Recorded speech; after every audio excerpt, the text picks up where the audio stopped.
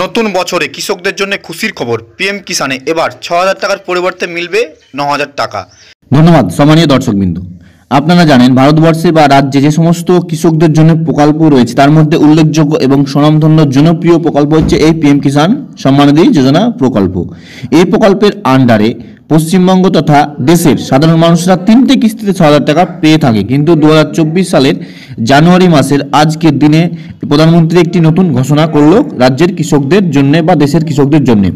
নতুন বছরে কৃষকদের জন্য রয়েছে বড় সুখবর। মোদী সরকার কৃষি সেক্টরকে আরো মজবুত করতে ও কৃষকদের আয় বৃদ্ধির জন্য 2024-এ একাধিক বড় পদক্ষেপ নিতে চলেছে সরকার। কৃষকরা এবার ৬,০০০ টাকার বদলে ৯,০০০ টাকা করে পাবে, পাশাপাশি ফসলের বীমার সুবিধা দেওয়া হবে। তো বন্ধুরা, সত্যি কি তাহলে ৬,০০০ টাকার পরিবর্তে ৯,০০০ টাকা দেওয়া হবে এবং ফসলের বীমা দেওয়া হবে?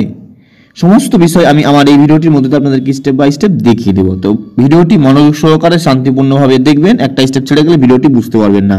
চলুন তাহলে ভিডিওটি শুরু করি। ভিডিওটি শুরু করার কাছে আপনাদের কাছে একটা বিশেষ অনুরোধ, আপনারা যদি আমার চ্যানেল এবং ফেসবুক পেজটিকে ফলো ও সাবস্ক্রাইব করে রেখেছেন তাদেরকে অসংখ্য অসংখ্য ধন্যবাদ। যারা করেনি তারা তাড়াতাড়ি করে নেন এই ধরনের রিলেটেড ইনফরমেশন প্রতিনিয়ত ভিডিও পেতে।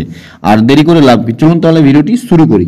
এই বিষয়ের সঙ্গে যুক্ত দুজন উচ্চ আধিকারিক জানিয়েছেন সরকার 2024-25 এর বাজেটে কৃষি ক্ষেত্রের জন্য প্রায় 2 লক্ষ কোটি টাকা বরাদ্দ করতে পারে চলতি আর্থিক বছরে 1.44 লক্ষ কোটি টাকার থেকে, যার প্রায় 39% বেশি। মনে করা হচ্ছে পিএম কিষাণ যোজনার টাকা ৬,০০০ টাকা থেকে বাড়িয়ে ৯,০০০ টাকা হতে পারে। অর্থাৎ এবার কৃষকরা প্রতি মাসে 500 টাকার বদলে পেয়ে যাবে 750 টাকা। বর্তমানে পিএম কিষাণ যোজনায় কৃষকদের অ্যাকাউন্টে 3টি কিস্তিতে বছরে ৬,০০০ টাকা ট্রান্সফার করা হয়। এই ফেব্রুয়ারিতে যোজনার 5 বছর হতে চলেছে। আগামী 5 বছরের জন্য কৃষকদের আয় 50% বৃদ্ধি করার জন্য একাধিক পদক্ষেপ নিতে চলেছে সরকার। কৃষকদের কথা মাথায় রেখে প্রধানমন্ত্রী ফসল বীমা যোজনাও বেশ কিছু বদল করা হবে।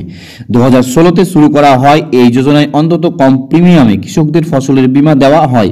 প্রিমিয়ামের মাত্রা 1.5 থেকে 5% কৃষকদের দিতে বাকি প্রিমিয়াম সরকারের তরফে দেওয়া হয়। এর বাজেটে 30% বেশি টাকা বরাদ্দ করা হতে পারে, তবে এখনো এই বিষয়ে জানা যায়নি যে 1 ফেব্রুয়ারিতে হওয়া অন্তর্বর্তী বাজেটে এই টাকা বরাদ্দ হবে না।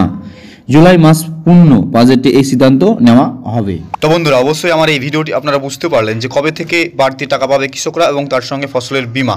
যদি আপনার এই ভিডিওটি একটু ভালো লাগে এবং এই ভিডিও থেকে আপনি একটু উপকার পেয়ে থাকেন তাহলে অবশ্যই বিভিন্ন সোশ্যাল মিডিয়া ও গ্রুপে শেয়ার করবেন, যাতে অনেক মানুষ আপনার মতো এই ভিডিও থেকে উপকৃত হতে পারে।